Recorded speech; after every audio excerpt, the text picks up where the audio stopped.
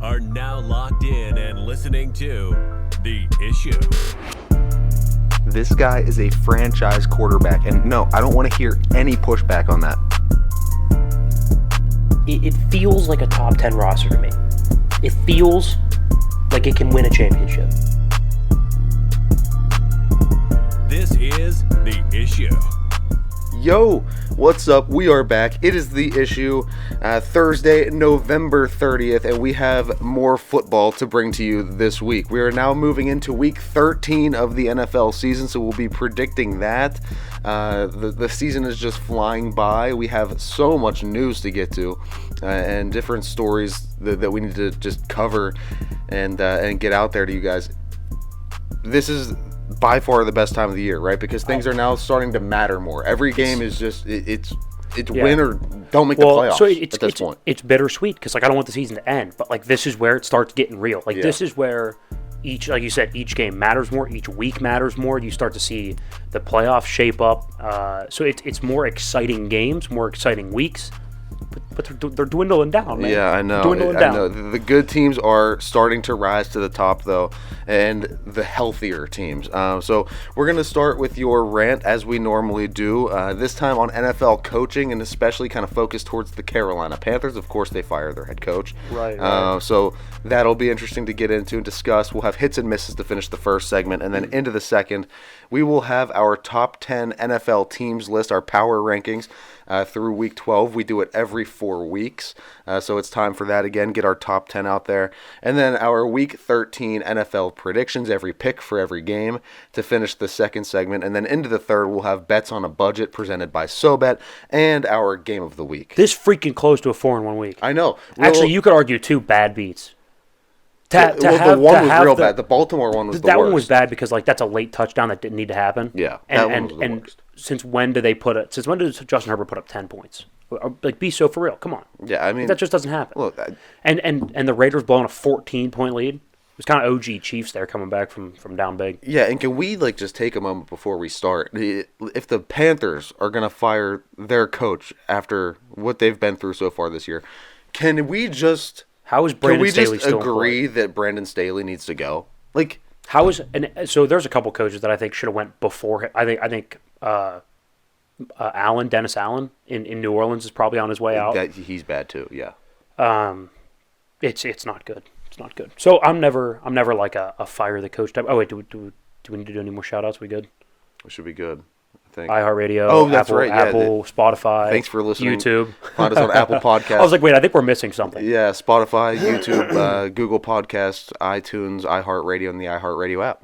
Yeah, so I know we talk about, Brandon Staley should be fired and Dennis Allen's on the hot seat, but I've never been a fire the coach type of guy unless it's really necessary, especially mid-season, because it's just turbulence. Because then, yes, the interim head coach still counts as the head coach, so now you're getting more turnover. You're doubling your turnover for the year, right? Especially if you're going to go hire somebody else after the year. So now you have head coach, interim, and then a new head coach all within a calendar year. So I'm not a big fire the coach guy, but sometimes it's necessary. But I don't think the Carolina firing was necessary. I don't think this is one of those times that I will back somebody up. If the Chargers came out and said, hey, Brandon Staley's been relieved of his duties, I'd say, okay, I think I back that decision. Clearly, when you have a superstar quarterback, one of the highest paid defenses in football, I believe the third highest, I checked the other day, and you have that offensive talent, you have just the amount of talent on that roster, especially headed by a great quarterback, to lose that consistently, that just doesn't happen, right? And especially the ways they do it. So I would support that decision. Dennis Allen, we could have that discussion. I'd probably support that decision as well. But again, I'm not usually a fire the coach guy, and I'm going to tell you exactly why. So you can tell people facts, and they just don't care. They just blatantly don't care. Or you could say, hey, it would take, I don't know, a couple $2 billion to clean up the homeless problem in California. You could just tell people that. They'd be like, no, let's send it to Ukraine anyway, huh? Let's just ship it over there. I could just tell you a fact. You wouldn't believe it. I could tell you a fact, political, science, whatever genre, whatever field you want that fact in, and some people just blatantly won't believe you. Same thing goes with football. I can tell you for a fact that there is a direct correlation between the amount of times you fire a head coach and the amount of turnover that you have in your coaching staff and winning. There's a direct correlate, or I guess an inverse correlation. The more you fire head coaches, the less you win. There's an inverse correlation. There's a direct correlation with how little you fire your head coach and how much you win. Right? I could sit David Tepper, the owner of the Carolina Panthers, down. I could tell him that right to his face. It clearly would not have mattered. Here's one fact, and this isn't going to be a very long rant because there's one fact that you really need to know. That's it. Look at the top 5 teams over the last, let's go since 2000. I think since 2000, it's a good benchmark to have. Since 2000, that's 22 and a half seasons. Top 5 teams. Patriots are number 1 in terms of winning percentage. Patriots, Steelers, Packers, Ravens, Eagles. Patriots have had 1 coach. Steelers have had 2 coaches. Ravens have had 2 coaches. Packers have had 4 coaches. Eagles have had 5 coaches. This is including interims, again, because that's more turnover. That's 14 total head coaches. In case you're wondering, the Raiders have had 15 in that span. One franchise have had 15. The bottom 5 teams, the Browns, 12. Lions, 11. Jags, 9. Texans, 6. Raiders, 15. I'm no mathematician, but that's a total of 53. 53 head coaches for the bottom 5 teams in football since 2000. You can't win like this. You blatantly, flatly cannot win like this. You cannot find, I'll pull up the list right now. You can't find a top team that has run through coaches. Maybe the Colts recently, but they seem to find their guy in Shane Steichen. Seahawks have had Pete Carroll for a while, and before that they were pretty stable. The Chiefs have been stable. Dallas has been stable. Right, I'm looking at the top 10. The Saints have been stable because they had Sean Payton for a while. You could argue they should make a move now, but again, stable franchise, wins a lot. It's a fact. That's like saying, hey, I think that quarterback's pretty good because he throws a lot of touchdowns. And you blatantly look me in the face and go, no, I don't actually like that. I don't like him throwing touchdowns and winning football games. It's the same argument you have with Justin Fields. I know he won on Monday night, but what is he, like 7-26 as a starter? Like, the pass rating's not there. The completion percentage isn't there. The efficiency isn't there. The winning isn't there. There's some leadership questions that I do have. I think he's turned it around a little bit, but the whole maybe we should be coached better. Maybe don't say that at the podium, right? Like, maybe pull the Jalen Hurts card and just be like, we got to be better. Jalen Hurts, after a win, looks more pissed than after losses sometimes. He's just like, we, didn't play to our standard. Like, that's exactly what you want from your franchise quarterback. Those are facts that you just simply cannot dispute. People will, though. Of course, people will. It's the same thing with coaches. To have 53 head coaches combined in the bottom 5 teams since 2000 is unbelievable. The Browns want to point every finger except the one that's right back at themselves. 12 head coaches since 2000? How many quarterbacks have you had since 2000? How many quarterbacks have started a game? Like 70 in that span? Like, it's ridiculous. And look, I get that the league has changed since 2000. I get that you have to pivot off things a little bit quicker, and I've been a proponent of that, right? For example, Kenny Pickett, right? You don't get 3-4 years anymore like Eli Manning did, like Peyton Manning did. It's not the 90s anymore. It's not the early 2000s. I understand that you have to pivot quickly. But high levels of turnover, and I'm not talking on the field, I'm talking coaching staff, GM, quarterback. High levels of turnover do not equal success. It's very, very evident. I could do the same thing with the amount of quarterbacks that these teams have had. I didn't, so I'm not going to try to guess. But if I could venture a guess, the bottom 5 teams would probably be close to 100. The top 5 teams, now, if we take out like backups that started for a game, which just go just starting quarterbacks started the majority of the year, you're probably looking at 35 to 40 for the bottom 5 teams. You're probably looking at 10 to 15 for the top 5. I mean, just off the top of my head, what you got? Tom Brady, Cam Newton, Mac Jones. You got Big Ben, Tommy Maddox, and Kenny Pickett. Green Bay, you have what? Brett Favre, Aaron Rodgers, and Jordan Love. Ravens, you have Joe Flacco and Lamar Jackson, basically, right? You have a couple guys early 2000s. And Eagles, you have Jalen Hurts, Carson Wentz, Donovan McNabb. Like, the list is very small. Turnover does not equal success. I don't know how else to put it. Again, I told you this rant's not going to be very long. That is a stat that's just frankly indisputable. And for Carolina to fire Frank Reich when they have almost no talent. And here's what's even more stunning, is that reports are Frank Reich wanted C.J. Stroud. How good does that idea look now? Huh? And I'm not saying that C.J. Stroud, because they're 6-5 right now? I'm not saying Carolina would be 6-5 with C.J. Stroud because I think there's more talent in Houston. But they wouldn't be 1-10. Or 1-11 or whatever they are right now. They wouldn't be firing Frank Reich. Right? So owners get their way whether it's good or bad, whether it's for the better or not. And now, NFL franchises used to be worth $500 million. These owners used to be worth a couple $100 million. They are now worth billions and billions. David Tepper, write that check. By Frank Reich, I will pay you more to not coach for me. He's now going to be paying two head coaches. Whenever he hires a new coach next year, he'll be paying his salary and Frank Reich to not coach for him. Because it's a rounding error. It doesn't matter. It doesn't matter. He's balancing his checkbook. Throw a couple extra zeros on there for Frank and send it out. It doesn't matter. It blatantly does not matter. For the better or worse of the franchise, owners don't care. They're more and more impatient, and they will be willing to move off coaches no matter what the cost is. And that's the sad reality of the situation. These teams want to point every finger except the one that's right back at themselves. 53 head coach for the bottom 5 teams. It's ridiculous. I've done this rant before. 53. Top 5, 14. It's the only stat you need right there. Yeah. I think it's funny, too, because last week, I think it was last week, you brought up that you would like to be a head coach in the NFL that gets fired because you just get paid to or do college nothing. Football. Like, for example, Jimbo Fisher is going to make thousands of dollars a day. Yeah. To not coach. He's going to make like 5 figures a day to not coach for the next 4 years, I think. Yeah. That's wild. It's insane. I would love to work my way up to get an opportunity. Of course. Would I like success? Well, yeah, because then I get paid to have success too. But how much easier would it be to be fishing in Boca?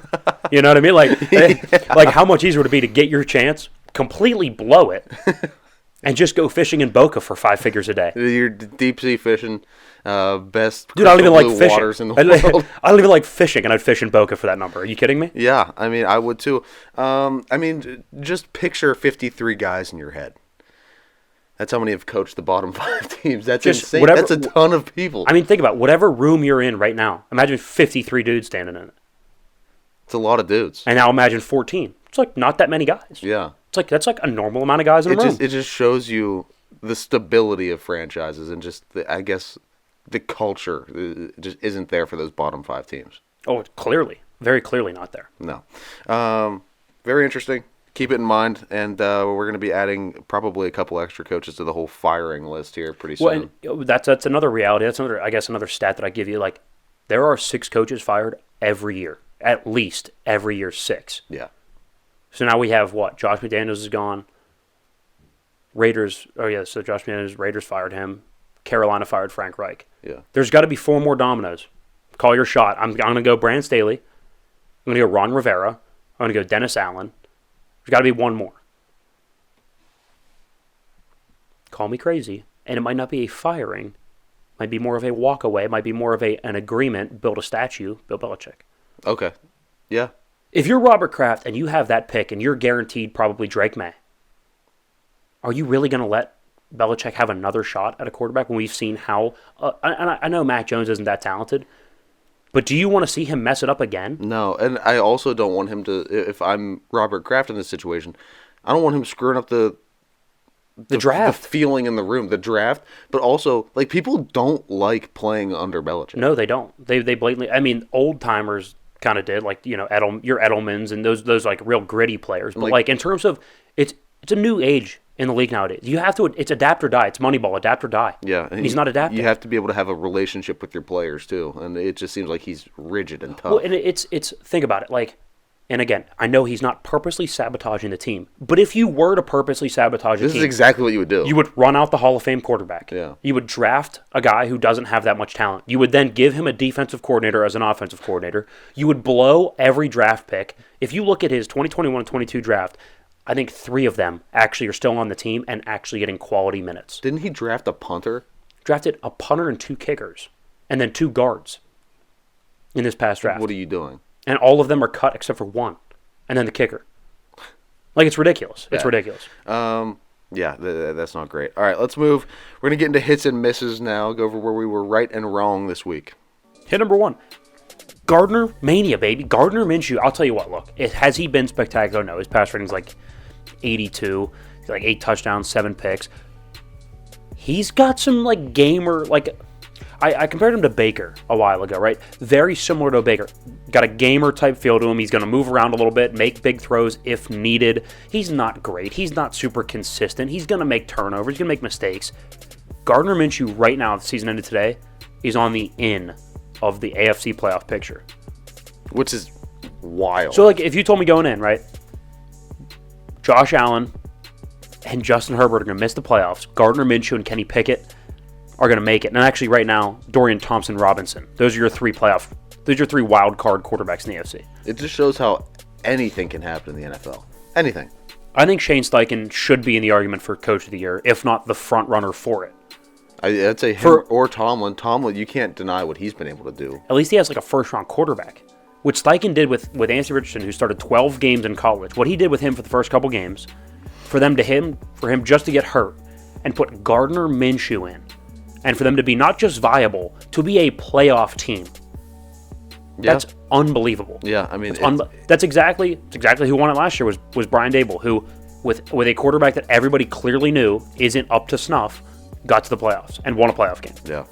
I don't think it's crazy. But I mean, people, like I said, I know the Jalen versus Gardner take obviously has not aged well, but the Gardner being a valid starting quarterback in the NFL, comparing him to Baker, especially when Baker was at his peak hype, and I said slow down, he's Gardner Minshew with a slightly better arm, that take aged very well. Gardner Minshew is in the playoffs. Baker is now 4-7. Minshew will win you games. That's what it's always been. Of course he can.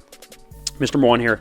The Panthers and Frank Reich. I know we talked about it earlier, but I thought it was a good hire, and I'd still argue that I think he was the right man for the job. I think he's a quarterback whisperer. You look at all the best years of Matt Ryan at the end, Carson Wentz, the best years of Andrew Luck. They were all with Phillip Rivers, right? They were all with Frank Reich. He's a very, very good coach, especially for quarterbacks, and so I figured it was a perfect mesh with a young quarterback in Bryce Young. But there's just not a lot of offensive talent there. There's just not a lot of juice. There's not a lot of it with the offense, and clearly he couldn't accentuate what was there. Well, I just would argue that Bryce Young wasn't the guy that should have been worked with. And here's what's wild, is that Reich wanted C.J. Stroud. Imagine Frank Reich, who we know is a really good quarterback whisperer. With very good quarterback coach with C.J. Stroud. Again, I don't think they have the talent to be as good as Houston is now with Stroud, but I think in the long run, that could have been a pairing for the ages. Yeah. So now if you're Frank Reich, right, you take a step back, right? I don't think you take a job yet, like in terms of this coming year. What if Houston calls you up and says, hey, you just want to be an offensive assistant, like maybe an assistant quarterback coach? Come work with the guy that you wanted to work with. He's already made his money. He's going to get paid by Carolina.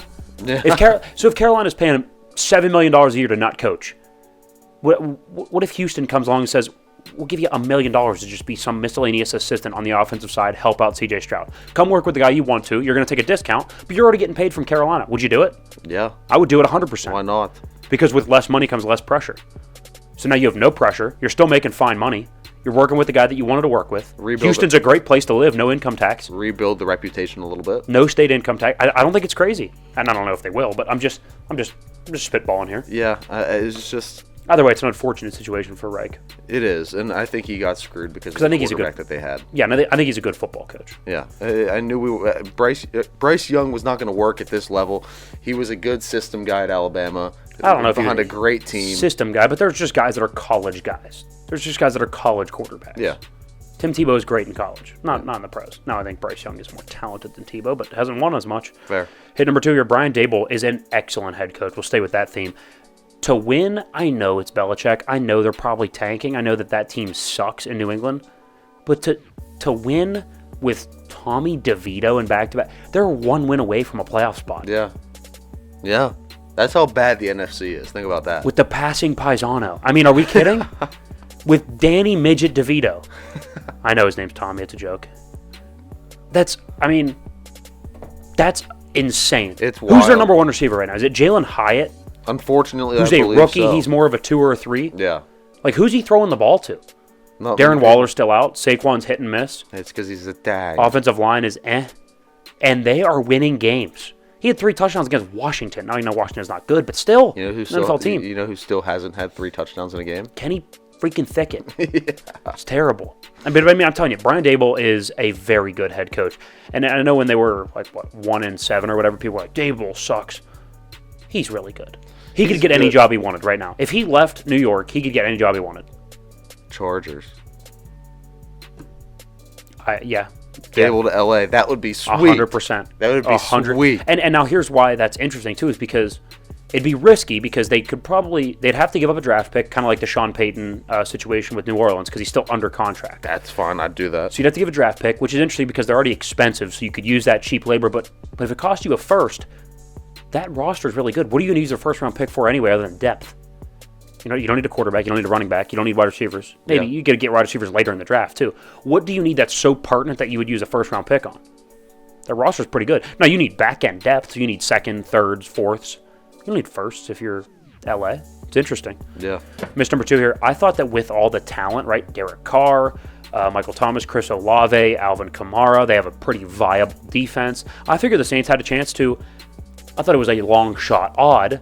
But if you said the Saints were a number 1 or 2 seed because easy schedule in that bad division, best quarterback in that division easily, probably the best wide receiver and running back talent in that division, arguably the best defense in that division, with a very easy schedule, if you would have told me they win 11 or 12 games and are competing for a top seed, I wouldn't have said you were crazy. Yeah, that would have made sense.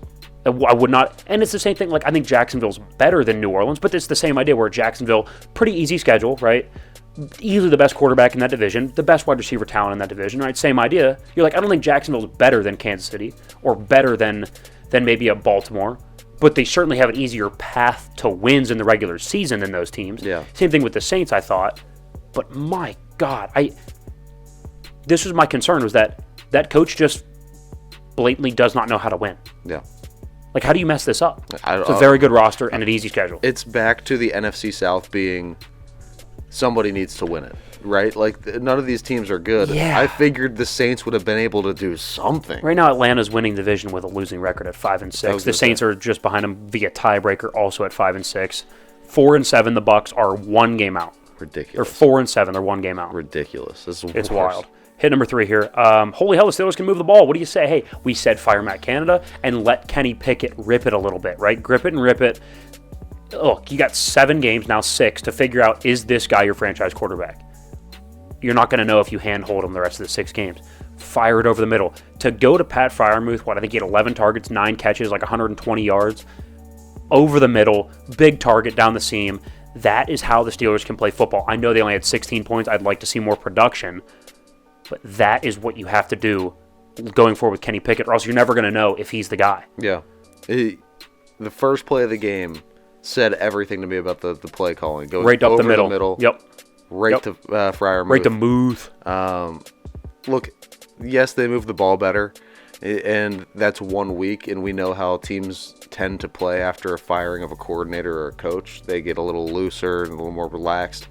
Now we're going to see more of the mean and the average, I think, in these next couple weeks coming up, so it's going to be interesting to see. I think the interesting one is at home versus New England, because New England's bad, but their defense is it's still a Belichick defense. Yes. Because this coming week against Arizona, that should be easy. Well, then Arizona doesn't have a very good then defense. You have the one where you travel to Seattle.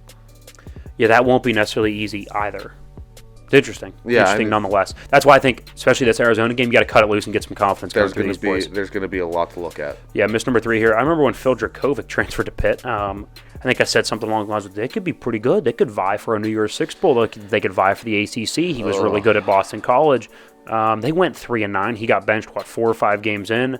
The backups weren't much better, although I think that Nate Yarnell was pretty good the last couple games. But either way, 3-9, utterly abysmal. Definitely in the conversation to get rid of Narduzzi. I don't have an answer for it. They probably won't get rid of Narduzzi because, again, Pittsburgh ethos, very loyal, even to their college team. So they probably won't, but good Lord, were we wrong. I thought Pitt was going to be a very good team. I've just never seen a quarterback be in the same conference, playing damn near the same schedule for a Boston College team with the same coordinator and be really good, like viable, was in the discussion for a first-round pick, to utter crap. Doesn't even... To disarray. Forgot how to play the position. Yeah. I've never seen it with the same coordinator. I don't get it. I'm confused. Against damn near the same schedule, the same conference. It's not like he went to the SEC, because then you'd be like, okay, well, yeah, that makes sense. I'm confused on how this happened. I don't know. Either way, we were definitely wrong there. He, just to go on that just for a little bit longer, he looks like, he looked so robotic. Yeah, the movement wasn't there. The there fluidity wasn't there. As Tomlin said, we need more fluidity in the offense. There was just none of that. None of it. It was boring. It looked just everything looked forced. Mundane. It was not accurate. I don't know. Not seeing the field well. It sucks because I was excited for that too. Yeah, me as well. Either way, that was a miss, guys. That was hits and misses. Don't go anywhere. We have a big top 10 NFL teams list coming up, as well as Week 13 predictions tied at 6-6, and we'll look to break the tie this week. Welcome back in. It is the issue. What's it, the 30th now? It is the 30th, yeah. God, I don't even know there are 30 days in November. I don't know. I lose track of what months have which days. I don't want to hear about your acronym or your whatever, however you remember it. I don't care. The knuckle thing. Yeah, whatever. Either way, we appreciate you guys stopping in. Spotify, YouTube, Apple Podcasts, iHeartRadio. Just finished up Week 12, heading into Week 13 NFL season. So after every 4 weeks, we, of course, have our top 10 list. I think it's just more accurate to get a good 4-week sample size to then make decisions. I think it's more fair. Plus, just doing a top 10 list, it just gets mundane every week. Yeah. I think you space it out a little bit. Again, you get a better idea of the teams, less boring, spice it up a little bit. Yeah. Yeah, and then, of course, we'll do our predictions to round out the second segment. You say mundane with the top 10 list. I think anybody that's going to do them weekly, it just gets repetitive. It does get repetitive because it's one or two teams will change, and you're like, okay, so. And I would say that they're also more open to more outliers, a little less correct because you're going week by week. You're more prone to recency bias as well. 100%, yeah. So this will give us a good kind of look at how the NFL is looking right now, the landscape of everything. Good stuff with the playoff teams too, right? It's starting to come down to that. So we're looking at who's who and who's going to make it and what needs to happen for each circumstance. So we'll get to that now. Top 10 NFL teams through Week 12 going into Week 13. Let's go. We always start at 10 and go to 1 if this is your first time you're seeing us do a ranking. That's how we always do things. So we'll start at 10. The Pittsburgh Steelers, welcome to the list. Look, I do think there's something to be said about defense. Now, I know that offense, and I know it's a very offensive-predicated league, quarterback-predicated league, and that leads to more success than just having a good defense, but it does need to be said. I mean, they're top 10 in scoring, top, I think, 15 in yards allowed, and they have the ultimate trump card in T.J. Watt, and Minka Fitzpatrick should be coming back soon as well. And I do think there's an argument for the offense looks better. What could it look like down the stretch? It's almost like the what-if factor. We knew the defense was good. Offense was awful. We now make the pinnacle change on the offense, and we've already seen, although minor in one game, good improvements. Yes. Can we continue to see incremental improvements to where this is a viable offensive team by week, say, 17 or 18, heading into the playoffs? I think there's a very, very good argument for it, so they land at 10. Yeah, another piece of that defense, Joey Porter Jr. Now, my concern with him is his penalty yards. I'm willing to kind of eat those as a rookie. He is locked down. Yeah, he's good. He has covered big-name guys, and I think the most that I've seen them get targeted, I think, was DeAndre Hopkins got targeted 4 times. And he was on guys like Puka Nacua and like Devontae Adams, good, players. really, really high-end receivers. Yeah. So he's done a great job. That defense shoring things up adds to it, and then the coaching factor from Mike Tomlin. Yeah, no, I would agree. Number 9, the Buffalo Bills. I know they probably won't make the playoffs. I know they're on the outside looking in. I know Pittsburgh's got a better record than them. I know that there's other playoff teams that are below them on this list. But if you can find me teams, if you so what, you think Buffalo should be 15. If you could find me 14 teams that are going to go into Philadelphia and lose by 3 in overtime in a monsoon, I just flatly don't believe you. I just don't think there's an argument. And I know it might be recency bias. I know that that's not every week. But I just saw it. I don't think that there are 10, 12, 13 teams that are able to do what Buffalo just did. Most of the teams don't have that big-time quarterback. No. I know Sean McDermott's on the hot seat, but they still are a viable defense. I know 37. Look, it's the Eagles. They hang a crooked number on almost everybody. Buffalo can play. I know that their schedule's been tough. I know that they're 6-6. I know they probably won't make the playoffs. But this is not the standings. This is who is the better team. Right now, ask yourself. Even go neutral field. Are you really taking Pittsburgh over Buffalo? And I'm a Pittsburgh fan. Come on. I can't. I can't. No. I just don't see that. That's not real. Seattle or Buffalo. Buffalo. Of course Buffalo. Of course Buffalo. You can't just... If Buffalo and Philly played 10 times, I might pick Buffalo 4. You can't write off Josh Allen. You can't. I mean, if you go down, Go through the playoff. Buffalo or anybody from the NFC South. I mean, no, Yeah. nobody in the NFC South. Yeah, outside of Detroit, Buffalo or anybody in the NFC North. Like No, Buffalo is beat 'em a all. good football team. I know they haven't been great. I know they're 6-6, but they are a good football team with a ton of talent. Yeah. All right, number 8, the Detroit Lions. I think they are slightly better, and I would take them over Buffalo for the fact that they can run the football. We know that's how you can get after Buffalo. If you can get them in play action, get the linebackers coming up, that's how you can beat them. So I think Detroit's a good football team, being able to do both things on offense. Jared Goff, especially with time, play action, with a good run game, is a very good top 10 level quarterback. You see what happens when you get a lot of pressure on him, Yeah. right? And then he gets turned back into a pumpkin. But overall, Jared Goff's a very good quarterback. And- good run game, great offensive line. I like the coaching staff. Defense has been better. Outside of Week 12, I mean, this team has been getting better every single week. Yeah, look, so they lost they've lost 3 games. Now the one was Seattle in a very close game late. Seattle's a good team. Yeah.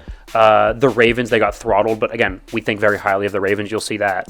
And then this recent week, divisional game, Thanksgiving, emotional, lost by a touchdown close at the end. Like, okay.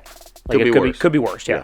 Number 7, Miami Dolphins. I think they're just slightly better because I trust their quarterback and their offensive scheme more. Right, we've seen Jared Goff. We've seen the Lions have a tough game offensively, whether that be that 3-point game in Baltimore, whether it be that 22-point 4 turnover game this past week. So I think Miami is slightly better offensively. I like their coaching staff a little bit better, and now since Jalen Ramsey's been back, that defense is pretty legit. Oh, 100%. I know they've played Mac Jones and Aiden O'Connell since he's been back, but either way, it's still a legit defense that you cannot overlook in spots. I think they can get got, but the secondary can kind of save them a little bit with Howard and Ramsey. Yeah, for me, it's all about that offense. It is the most high-powered, explosive type offense in the league, I would say. Everybody forgets they can run the football, too. Raheem Mostert is a real back. Oh, yeah, he's good. He's really good, really reliable. But, I mean, you just can't... The big play ability with Miami and the potential to always have Tyreek, Score quick.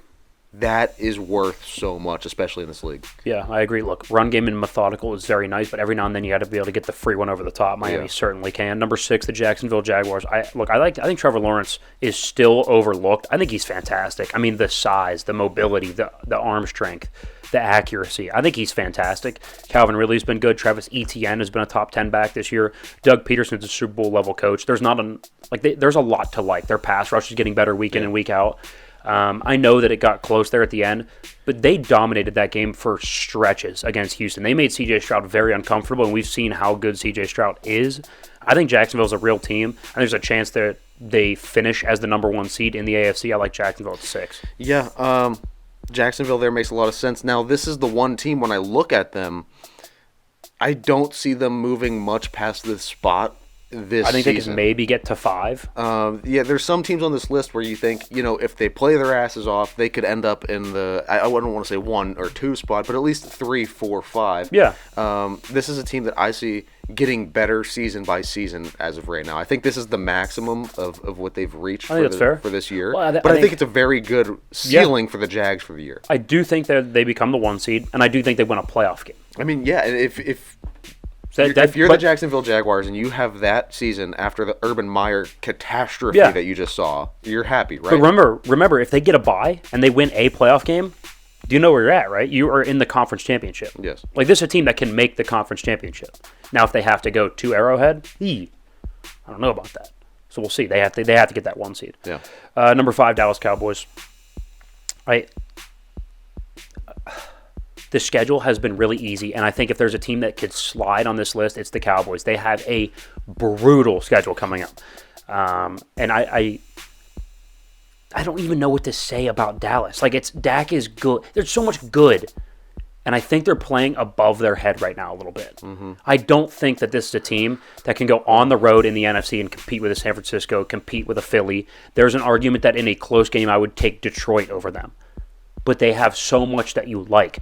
Good offensive line, viable run game, top 10 quarterback, arguably this year top 5 quarterback, good weapons on the edge. Not great, but good. Good pass rush. Deron Bland is like a wide receiver playing DB with the amount of touchdowns he has. Yeah. So there's a lot to like. At the end of the day, I feel like Dallas is going to Dallas. So I worry about them a little bit, but I think they are a very, very solid top 5 team. Yeah, they have the talent to win. They don't beat the great team. That's what worries me. Yes, it's something just with that team. They have the talent to beat anyone. They do. Yeah. And just you look at it on paper, but I do not have any evidence To suggest that I trust them in a big game. No, to think that they're going to win a big game. I could not agree more. That's what worries me. I do think they're a top 5 team. If I had to put an asterisk next to a team that could move down, it would be the Cowboys, especially with this rough stretch incoming. Fair. Number 4, the Kansas City Chiefs. I know 4 might seem low for a team who, with Patrick Mahomes, Travis Kelce, Andy Reid, but I don't trust the receivers. I think their offensive line is okay, not great. Underwhelming. But the good news is the defense is spectacular. They are. There's an argument that it's a top 3 defense in football, which is insane. Like coming into the season, nobody thought that. If you were told that the Chiefs, the best attribute to their team, the best asset that they have right now would be the defensive side of the football. And I told you the weak link would be the Mahomes to receiver connection. Mm-hmm. That's wild. And that actually really is it. And I do think, again, asterisk next to a team that could move up. If Mahomes distributing the ball to receivers is the biggest problem, I think I'd sign up for that tomorrow. Yeah. Having a really good defense, really nice run game. Travis Kelce, although taking a step back slightly, is still really good. They have a lot of pieces. I think they'll figure out the receiver thing as those receivers mature and get more experience. I agree. Number 3, San Francisco. I think it's the best roster in football. I really do. I think top to bottom, they have an all-pro at every level. Brock Purdy's playing really well. Christian McCaffrey's unbelievable. I don't really know what else to say about it. I think that might be the best roster in football. Top 3, yes, because I did just see them go on a 3-game losing streak, and I saw Brock Purdy be down and trailing, and it didn't look good. So if I can see proof that they can play in a tough, close game, say this Philly game, and they can win, I think they can move up. But right now they're 3. Well, you're preluding the predictions a little bit, are you? Yeah, we'll see. San Francisco, there's a lot to like. There always has been. There's nothing to really knock them for except that little bit of a dip that they took this year. Outside of that, I mean, you look around for reasons to bang on them, you can't find it. Yeah, I think over the course of the year, the reason they're not higher is that little dip. But on a week-to-week basis, if they play their best, I think it's the best team in football. And you're never... I think their high end is the best high end in football. Yes, and you're never excited to see the 49ers on your schedule. No, if you take every team and had them play their A-plus game, I think the San Francisco 49ers would have the best A-plus game. Yeah. All right. Ravens at 2. I think Lamar Jackson's in the conversation for MVP. I think your offensive line's good. Their defense is unbelievable. Humming, man. I mocked that Roquan Smith move because, again, it's a linebacker. You're going to pay big money to a linebacker. That might be the best linebacking duo that we've seen in football since Patrick Willis and Navarro Bowman. I mean, Patrick Queen and Roquan Smith in the middle are unbelievable. Stop the run. They're physical, especially Roquan Smith. Patrick Queen is a sideline-to-sideline speed linebacker that can cover you out of the backfield. Like, you could line them up on the best of the best tight ends, and I feel good about it. I mean, that is a fantastic defense with a really, really high-end quarterback. Yeah. I mean, they are a buzzsaw. They're tearing through the league right now. Especially Lamar. Like, if you don't see him often, if you're not in division with him, he's a handful. Well, he's a handful. There's nobody that you can, you can't simulate Lamar. Prepare for. You cannot simulate Lamar in practice. You just can't. Yeah. Number 1, Philadelphia Eagles. There is a science to winning close. Do I think that, again, an A game for maybe Baltimore or San Francisco or maybe even Kansas City could beat Philly? I do. I think one of their best games could beat Philly if they're not playing great. But there is an art to winning close. There's an art to winning gritty, and Philadelphia has absolutely solved it. Yeah, they have that. That is a skill, and it is all theirs. Yeah. I mean, you've watched football this year, I'm assuming, if you're this far into this video. Yeah. Everybody has seen what Philadelphia has been able to do. I think Jalen Hurts is the MVP. We were talking about this earlier. In terms of value, I think it's Jalen Hurts. We were talking about it earlier, and it makes sense because there's nobody that you just look at in the league this year and just know that they're going to be the MVP. So now I'm interested to see. There's not a clear-cut guy. I'm very interested to see because the voting's going to tell us a lot. Little sidebar here about what the voting values. Do they value stats or do they value? Because if they value stats, give it to Tua or give it to Myles Garrett or give it to T.J. Watt. Give it to the best wide receiver. Give it to Tyreek Hill. Yeah. If they value, then it's Jalen Hurts. In terms of valuable to the team winning football games, it's Jalen Hurts. Fair. The voting's going to tell you exactly what they think of the award. Is it a stat award or is it a value award? We're going to find out. Yeah. It's supposed to be value, but we're going to find out. Let's run back through it. Eagles at 1, Ravens at 2, San Fran at 3, the Chiefs at 4, Cowboys at 5, Jags at 6, Dolphins at 7, Lions at 8, Buffalo Bills at 9, and at 10, the Pittsburgh Steelers. Love it. There's some good teams. Real good teams. Love it. Okay. NFL's loaded this year. Yeah. You mentioned a little bit of a look ahead to the predictions. We have our Week 13 predictions. San Fran Philly's going to be a split. Don't know what side I'm on. I do know. Oh, you don't? No, I do know what side I'm on. But anyway, let's go ahead and start with the Thursday night game. Seattle travels to Dallas to play the Cowboys. I'm going to take the Cowboys. I get the better quarterback. I get the better offensive scheme. I get the better offensive talent, better offensive line. Dallas favored by 9. That's a lot of points, and it's a very interesting line. I may lean to actually taking that, but because the Cowboys at home as a favorite are fantastic. The Seahawks' offensive identity, what are they? Are they a power running team because they're missing one of their power backs? I think if they could decide Are they on a what Geno they were, Smith team? They're not a Geno Smith team. No, they'd be in better hands if they could decide on what they were. I'm taking the Cowboys here as well. I just think we were just explaining it in the top 10 teams. We could see Dallas starting to slide down.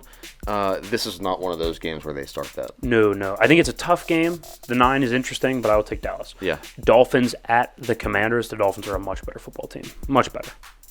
The Commanders' offense sucks. Yeah, there's not really. Or, I'm sorry, their defense sucks. Offense is viable. Yeah, defense sucks. Sam Howell. Tommy DeVito put up 3 touchdowns. What's Tua going to do? He's going to crush them. Yeah. Falcons at the Jets. This is interesting because actually the Falcons are favored. We're both taking the dog Jets. I like the Jets at home. You're telling me that there's going to be a headline in Atlanta, Desmond Ridder beats that Jets defense. No. I can't just say... There's a rule, say it out loud. I don't think you can say that out loud and feel good about taking the Falcons. No, and I wouldn't feel good about taking anybody from that horrible dumpster fire of a division in the NFC South. Couldn't agree more. We're going to have to because 2 teams play later, but we'll get there. Lions at the Saints. I'll take the Lions. Yeah, there's not much to be said. Better quarterback, better coach, better offense. Well, I mean, we thought that the Saints defense would be a hell of a lot better than it is right now, and it isn't. They've underwhelmed all season. It's a little lackluster, to say the least. Gardner Minshew hung 27 on them, so. Doesn't look great. Yeah, no, not good. Colts at the Titans. This is an interesting game. It's in Tennessee. Outside, could be chilly. Dome team, on the road, divisional game. I'm going Colts. I'm going Colts slightly. I think you also went Colts. Yeah, you did. I'm going Colts. Barely. I think it's closer than we would like to admit. This is one that I'm not going to put any scratch on because I don't trust either of these 2 teams. So, I mean, I like Minshew better than Will Levis. We'll start there. I like Steichen better than Vrabel in terms of offensive scheme. I think Vrabel is a winning head coach. So now go to the defense. Who do you like more? I would lean Colts slightly. I think their front 7's better. I would count it as a wash on defense. Yeah. Okay, so I'd take the Colts. Okay. You taking the Colts? Yeah. Okay. Chargers at the Patriots. I'll go Chargers. Better quarterback. I don't know about coach. They're both horrendous for 2023 football. Better offensive scheme, though. Kellen Moore at least should be able to move the ball a little bit. Yeah. I mean, who's going to start? Is it going to be Bailey Zappi? Is it going to be Mac Jones? Does it matter who it is? I don't think it does. If Brandon Staley gets torched by Mac Jones or Bailey Zappi, can we please cut the shit? He's got to be gone the following week. Can we please knock it off? Actually, I'm still going to pick the Chargers. I'm so rooting for a shootout. I hope Bailey Zappi starts and throws 4 touchdowns. Would that not be insane? I would love every second of it. Every second of it. And then, in some form of fashion, I think it'd be Brandon Staley just shoots the Chargers in the foot. I would love it. I'd love it. I would love it. I'd love if the Chargers won, but the Patriots hung 40 on them and they win a 43-40 game in Foxborough in the snow. God, I'd love it. All right, Broncos at the Texans. You're taking the Texans. I'll go with the Broncos. I think that with the ability to run the football now and Russ being an off-speed pitch, not the fastball, I think it's a much better offense. And again, we have to be real.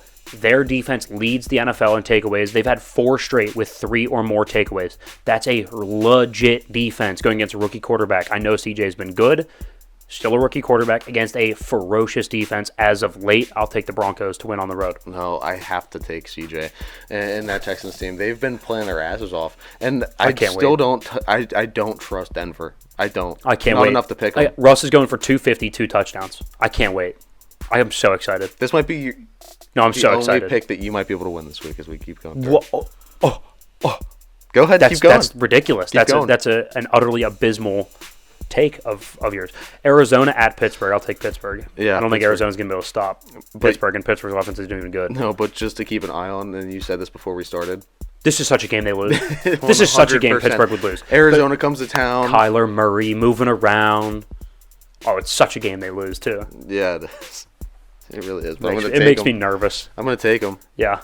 Panthers at the Buccaneers. I'm going to go ahead and go with the Panthers. I'm going to go with the new coach mojo. We've seen it work before. You fire a coach, you bring in a new guy. The locker room's uplifted. People play above their head a little bit. Tampa Bay, they started out, 3-1. They've gone 1 for their last, 6? Or 1-6 in their last 7. That's not a good football team. They have the same amount of wins in the last, 5 or 6 games as the Panthers do. So I'll go ahead and take the Panthers. Okay. But, I still, I don't trust any of the talent in, or I guess lack of talent in Carolina. Yeah. They have the We're talking about Bryce Young, they got first the overall new pick, Coach Heisman Mojo. Trophy winner. Uh-huh. Yeah, you know who else won the Better Heisman than Trophy? CJ Stroud. Should we go down the list of people that won the Heisman Trophy and just point out how invaluable that award is now? What about Tim Tebow as a franchise quarterback? Yeah. And Money Manziel, huh? Yeah, he was great. One of the best quarterbacks of all time. All right, so I don't feel great about it, but it's an upset that I'm picking. All right, San Francisco traveling to Philly. I'm taking San Fran. I don't want to get too much into it because this can be our game of the week, so we'll have that in a later segment, another YouTube video. But I will take San Francisco on the road to come in there, run the football. I think they have revenge on the table. Philly's played a lot of tough games. They had Kansas City, tough game. I forget who's in the middle there. Oh, no, they had one team. Oh, it was Dallas, then Kansas City, and then Buffalo. Brutal 3-game stretch. I like San Francisco to come in and hammer them. Hammer them. Hammer them. No. Okay, by hammer, I mean like a touchdown. I'm taking the Eagles. I think there's no shot. There's no shot. This team is by far and away the best in the NFL. Now, we were talking about it. If you get San Francisco's A game, or A-plus game, yeah, you might have something to worry about. But even then, I think the Eagles are the only other team in the league that can kind of hang with them. Fair. We'll see. Browns at the Rams. We're both going to go and take the Rams. I'll trust Stafford and McVay over DTR and Kevin Stefanski. And I do think the Browns defense is overrated. I think it's good. I do think it's overrated, though, so I'll take the Rams. Yeah, going Rams here as well. And solely for the Matt Stafford effect. Yeah, 2 pretty easy picks here. Chiefs at the Packers. I'll take the Chiefs going to Lambeau primetime. I really don't. I don't see. I mean, is it Patrick Mahomes or do you want Jordan Love? I'm taking Patrick Mahomes. End of story. Thank you. Yeah, same thing here. Jake Browning traveling to Jacksonville to face Trevor Lawrence. I'll take Trevor Lawrence at home primetime for sure. Yeah. There's not much that needs to be said on those last two. Nope, our splits. I'll take Denver, of course, the better team. And you'll take Houston. I'll take Carolina, again, the better team. And you'll take the Tampa Bay Buccaneers. I'm fine with that. I'll take San Francisco. You'll take Philly. Love that pick for me. Love that pick. No, I did. You know that makes you feel uncomfortable. I love San Fran. Yeah, and you don't like the fact that you No. I would always pick Bryce Philly. Young and the Panthers. What are you talking about? Bryce Young's ineffable. All right, guys, don't go anywhere. When we come back, we will have our Week 13 bets on a budget, 5 of the best spreads out there. You're not going to want to miss it. Here we go. Third segment, Thursday, November 30th. We got a good one here. We got our bets on a budget for Week 13, of course, presented by Sobet. And then we have our game of the week to finish things up, the Eagles and the 49ers. That's going to be a matchup for the freaking ages. Wait. That's number 1 versus number 2 in the NFC. That's a preview of the championship, is it not? It's got to be the NFC Championship. I think so. It's got to be. Crazier things have happened, though. I would agree. Yeah, who knows? Either way, guys, thanks for stopping by. TheIssueSports.com. Go check it out.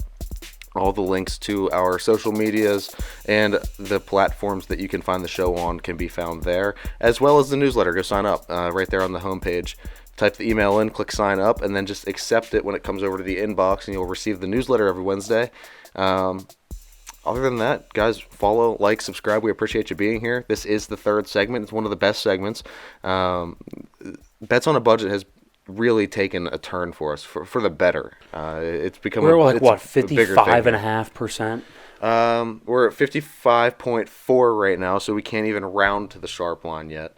We are slowly but surely gaining ground. I mean, we're just going 3-2 every week. And to lose in the fashion that we did is just upsetting last week. To have the Ravens score that late touchdown. We've gone 3-2 for the past 5 weeks. Great. 5 weeks in a row. I'm feeling 5-1 or 4-1. Sorry. How about 5-0? 5-0 would be 5-0. Would be even better. Go ahead. Let's go. That'd be pretty sweet, wouldn't it? Yeah. Anyway, guys, let's get into it. Week 13, bets on a budget. The 5 best lines that we could find from around the NFL. Of course, presented by Sobet. absolutely sponsored by Sobet. And go ahead and click the link in the description. Use code The Issue when you go on Sobet. Just betting experts. There's a guy hitting NFL props out there that's like 75%. Go hit him up. Go check out our bets on there as well. In fact, hit that little Michigan over Ohio State parlay over the weekend. I'll tell you what. That was awesome. Beautiful. Okay, let's go ahead and get into the NFL bets. First line here, Miami minus 9.5 at Washington. As a road favorite, they're actually 2-0, and they've covered both. The average margin of victory has been 14 for Miami as a road favorite. Washington just doesn't have the defense to keep up with the high-powered offense. They just flatly don't. I know Sam Howell can throw the ball around the yard, but the inconsistencies in terms of turnovers and offensive line play, a lot of it's not even his fault. Mostly offensive line and weapons fault, but they can get yards. The points are not there. They are a field goal machine. I will take Miami to win 31, call it 13. Yeah, I like Miami big here. The offensive power is undeniable, right? Like you've seen it all season for the most part. The weapons that they have, Tua is great, great scheme and play calling always in Miami. The credit to Mike McDaniel there. So yeah, Miami's been killing it for us as a big favorite. We're gonna ride with them for yet another week. I feel like that's been one of the teams. Them and Dallas, we either will fade them as a big favorite or tail them as a big favorite, and we always get it right. They're very predictable to me. Yeah, they're very predictable. The Jets plus 2.5 versus Atlanta. In fact, I like them outright to win. We both picked the Jets over the Falcons. First of all, I can't bet Atlanta personally. They just burn me every freaking time. And Atlanta is 0-2 as a road favorite, with their average margin of victory being close to 3. So I don't love, I guess, average margin of loss. I don't love Atlanta being a favorite. They tend to be overvalued a lot because they can be kind of high flying, right? You get Kyle Pitts, Drake London, Bijan Robinson. When they have a good game, they look really good. They look like they could pop off a little bit. But this defense is legit. I think Sauce Gardner locks down. I love the front seven of the Jets. I'll take them to win outright at home 21-20. Yeah, I like that one too, and that's something we both picked during predictions. It's both picked the dog, and I think the Jets defense has a lot that is just going to be able to overpower anything that Atlanta can get going. I said it in predictions. Do you really see a headline being Desmond Ridder overcomes that defense? No. I just don't. It just doesn't sound right when you say it out loud. No, it doesn't. The Jets don't win many games, but this is one that I feel is I feel good about the Jets here. I feel good. I was actually surprised it was 2.5. Which feels weird. I've never felt good about the Jets. Yeah, I've never felt great about the Jets. Also, I've never felt good about betting Atlanta. No, we'll never feel good about that. Yeah. Let's go New England plus 6 versus the Chargers. As a home dog, the Pats, yes, they are 1-2, but the average margin of victory is just under 3 points in those games in terms of point differential in those 3 games, and we know the Chargers are going to charger. Do you really trust Brandon Staley? No. In a game against a very, very clever defensive coach? We know Belichick has his flaws. They're not defensive. I can tell you that right now. And the Chargers' average margin of victory as a road favorite is just 5 when they do win those games. So, I like LA to win, probably closer to a field goal. I'll go 23-20. Patriots kind of ugly it up, muddy it up a little bit. Herbert takes a drive down late to win it. Yeah, this game I think is going to be boring because of Bill and that defense. They always have a way of just kind of stifling the other team, holding them to absolutely nothing. They take away your best thing. They make you play left-handed. Yeah. And I think Justin Herbert left-handed, though, is going to be good enough to beat him. It's just you never feel good about going into a game with Bill. You don't. No, I like them to cover. Don't like them to win. Let's go with Denver plus 3.5 at Houston. You actually like Houston to win, but even at 3.5, the number is still good for Houston to win. You get the hook on your side if you're betting for Denver plus the points. I like Denver outright. The last 4 weeks, the defense is very legit. They take the ball way better than anybody. I think 13 turnovers in the last 4 games. And if you take out that Miami game when they got routed, they're actually one of the best teams in football in terms of margin of victory as a dog, right? So as a dog, they're playing really well. It's just the numbers are skewed because they got 70 hung on them and lost by 50 earlier in the year. But in reality, they are not that bad as an underdog, especially on the road. And also, by the way, Houston's 0-3 as a home favorite. Just saying.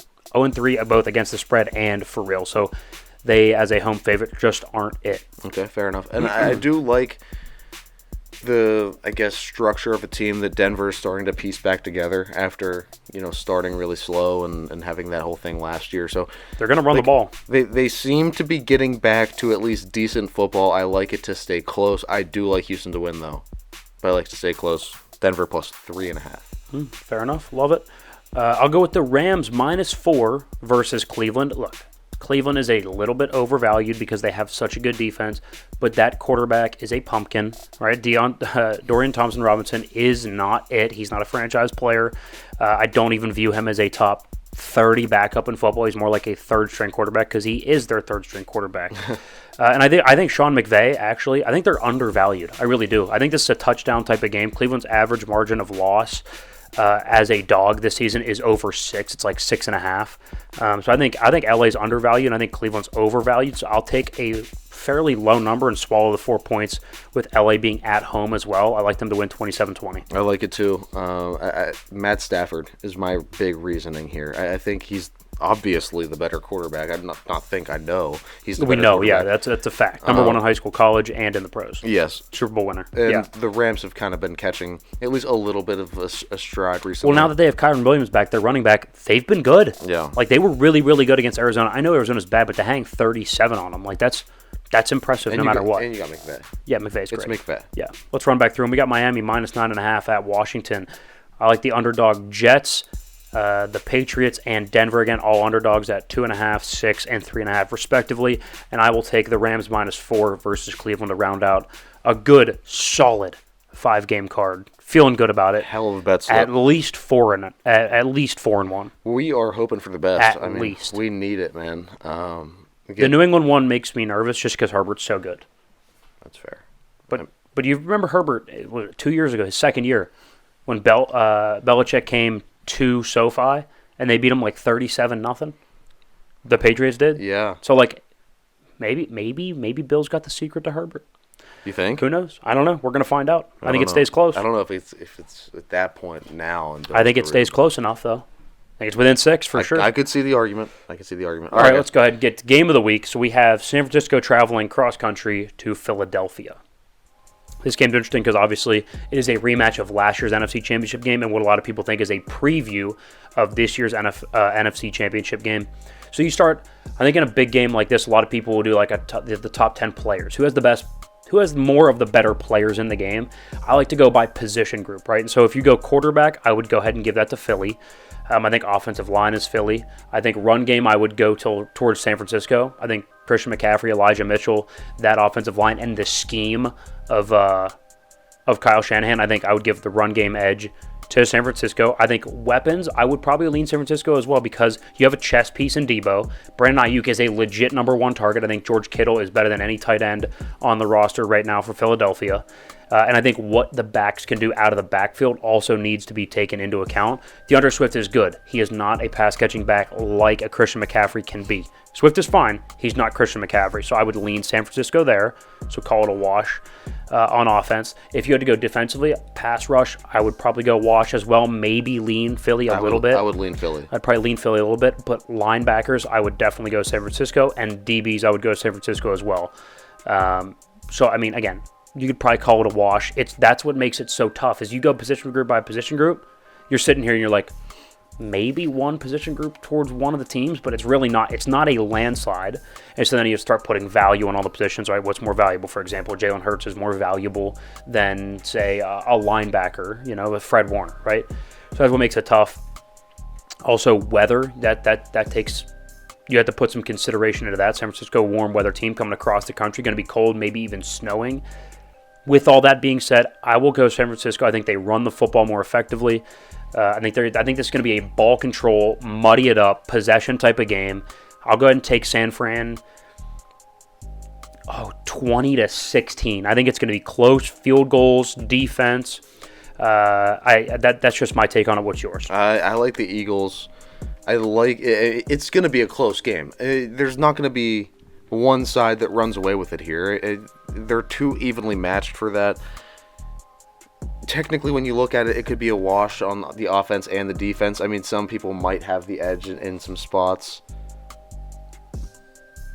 I guess what's your edge for Philly? You think it's the Jalen Hurts factor? I think it's the Jalen Hurts just because when you look at everything together, what's the one thing that Philadelphia has that San Francisco does not? A very hyper-mobile quarterback. Somebody that can get out, move, extend the play. Like, the thing that worries me for San Francisco is that we saw Brock under pressure. Brock doesn't do well under pressure. He's going against arguably the best defensive front in football. I don't know what to expect from him at the quarterback position. I know what I'm getting from the weapons. I know McCaffrey's special. I know once they run the ball and they get the run game going, things are going to lighten up and get a little bit easier for Purdy. But at the end of the day, like, play in and play out, he's going to be running for his life. I mean, there's a chance. So let's go ahead and get to those keys to win. I would say San Francisco offense, let Brock cut it loose. We've seen this defense get got. Dak had a very good game against them. Josh Allen just had a really good game against them. If it wasn't for drops, Patrick Mahomes would have had that game-winning play against that Philly secondary. They are weak in the secondary. Again, you need time. He needs to stay upright in order to distribute the ball. But don't fall in love with that run game. I think you have to stay committed to it, but don't fall in love with it, right? Christian's going to have a tough game. You're going to have to get him involved in other ways outside of just running into the line.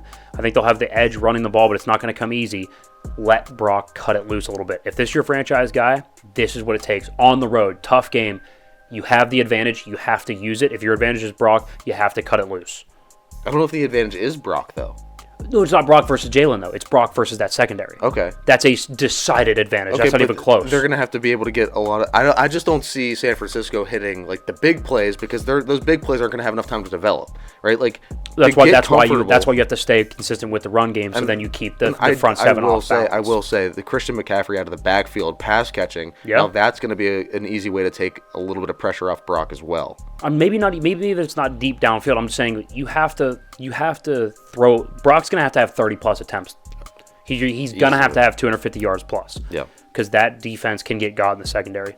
San Francisco defense, don't let Jalen run the ball effectively. We've seen Jalen over the last 2 weeks only has 350 yards combined through the air.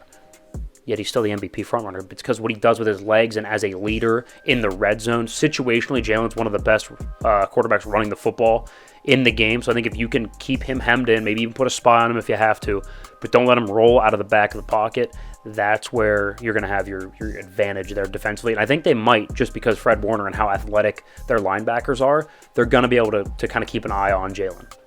Okay. I can see that. Having a good spy. Yeah. And then Philly offense, I would say, one, go deep. Go deep, because the secondary in terms of safeties for San Francisco with Hufanga being out, that's kind of their weak point now defensively. Yeah. And also what you can do with deep route concepts, it's also sneak guys underneath in the flat. What that does is draw the attention of a Fred Warner and of a Dre Greenlaw. So what happens if you guys got guys deep and you're pulling the linebackers' attention away, then you can run the ball with Jalen a little bit more if the play breaks down and it's not there.